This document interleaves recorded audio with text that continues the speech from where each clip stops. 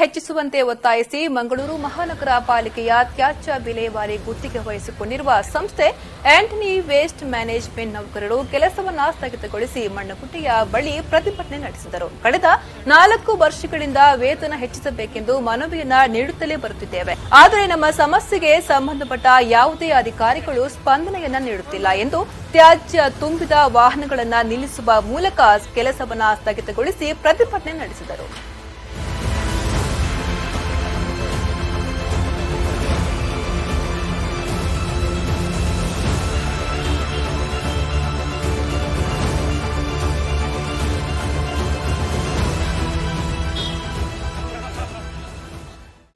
ಸಂಬಳ 11,000 12,000 ಮಗ ಐದು ಮಿತ್ತು ಹೋಗಿದೆ ಲೇಬರ್ ನಕ್ಲಿಗ್ಲ ಡ್ರೈವರ್ ಹೆಚ್ಚು ಸಂಬಳ